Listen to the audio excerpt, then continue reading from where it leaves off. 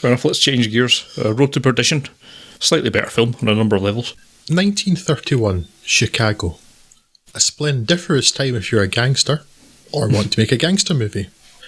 An adaptation by David Self of Max Allan Collins and Richard Pierce Rayner's graphic novel, Sam Mendes' Road to Perdition is a story of family, betrayal and vengeance. The Chicago Way.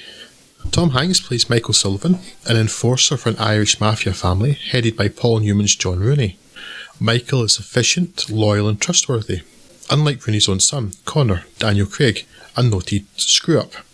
Indeed, it seems that Michael, who was raised by Rooney after being orphaned, is more beloved by the old man than his own flesh and blood. This is put to the test, though, when Michael's own son, Michael Jr., witnesses Connor executing an associate. Despite Sullivan's vow that his son can keep a secret, the younger Rooney kills Sullivan's wife and younger son, and the other two only escape by luck. In the end, blood wills out, and Mr. Rooney chooses to protect Connor, causing Michael and his son to have to flee. An unsurprisingly pissed off Sullivan wants revenge, and starts robbing banks, and taking only and specifically the money being held for the Capone organisation, under whose protection Connor is now living, in the hope of trading money for blood. Father and son bond during this time, and Michael Jr. is forced to grow up and put aside childish things at an accelerated rate, but a rate which will be suddenly reduced if Jude Law's creepy hitman, Harlan Maguire, gets to them first. While American Splendor, of the films in this episode, is the most overt in trying to evoke its printed origins, Road to Perdition is the strongest in terms of trying to capture the mood and tone of its source, with numerous sumptuous and moody scenes brought to life by storied cinematographer Conrad L. Hall, most famously the rain-soaked nighttime street of the film's climax. It's a beautiful film, and it's a shame that there's not a little more substance underpinning it. Perhaps it's because of its prose-light origins that it lacks the heft of more literary peers like The Godfather et al., but it certainly sorely misses any introspection by the main character about the life he's chosen and his complicity in the hurt done unto his family. It's certainly possible to have an unrepentant, amoral gangster at the heart of your film, witness The Irishman, but that film still showed self-reflection, even if Frank Sheeran stared right into that reflection and thought, "Yup, fine with that." It doesn't even seem to acknowledge it, and it's almost as if Tom Hanks was cast so as to shortcut it all together and lead the audience directly to relatable family man at heart.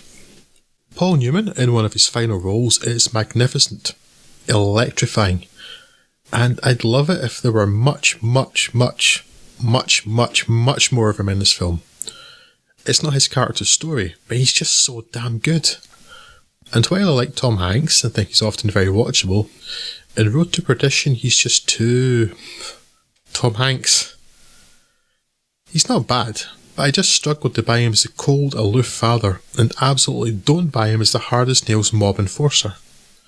Simple ability and competence mean that he's considerably better than many might be in the role, but Hanks is woefully miscast and it undermines the film.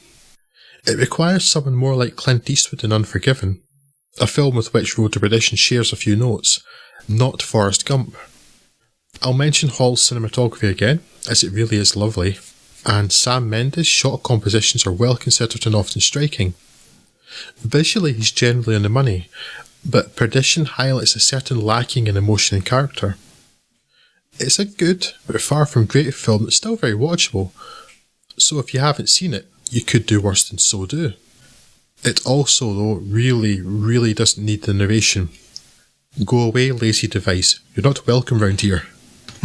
Yes, I liked Road to Perdition back in the day, mainly because it has Tommy guns in it, and at the time in my life, still a young man, any film with Tommy guns in it, I'm going to like.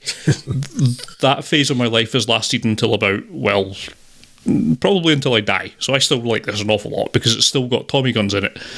Yeah, I like it a lot. I can certainly see what you're saying. It is a bit more lightweight if you're going to compare it to some of the bigger, longer, weightier gangster epics, but I think there's a time and a place for this, and I still really enjoy it an awful lot. I don't get the same miscasting vibe you have with Hanks in this. I think it does perfectly well here. I'm happy enough with him in this role. It is I think you're right. It is almost stunt casting to try and convince you he's a sympathetic and relatable family guy because he's Tom Hanks, rather than because of anything that the character inherently does or doesn't do in terms of this film. Maybe that's lazy, but I don't know. It didn't bother me that much, and as you say, completely agree. It looks absolutely gorgeous very frequently. In fact, I don't think there's a bad shot in this whole film. It's a really well envisioned film. Looks lovely, and I enjoy it. It's by no means a deep story, by no means with deep character, but it has enough style and just enough substance and enough expertly paced scenes to keep it very interesting for me for all the way through. So I like this an awful lot. Sounds like a bit more than you do. Not an absolute god tier of film, but still really enjoyable, and I wholeheartedly recommend it to anyone who has not seen it. Man, I like it a lot. It's like when I was logging it in my letterbox diary, just keep track of the films I've watched, still rated like 4 out of 5, which is what I would have done on release. I still like it. It's just that I am more aware now of its failings, and Hanks is one of the two big problems. And because he starts the film as Tom Hanks, and midway through the film he's Tom Hanks, and he ends the film as Tom Hanks. I don't think his character goes anywhere. Yeah. And I think with a different actor, that would have been quite different. Mm-hmm. And the other thing I said is, like, there's no, it's like maybe tied into it a bit, but it's more a problem with the writing, is that there's no self-reflection of that character at all. At no point do you seem to think, well, this is entirely my own fault for doing this job and bringing these people that I love into it. Yeah. And so I say it's still enjoyable. I just wish it had a bit more body to it. Yeah, no, I can certainly see that. Yeah, absolutely. I would recommend people watch it. It just looks so nice. That again, there probably isn't a scene that doesn't look really nice, but there are a couple that really stand out. There's that.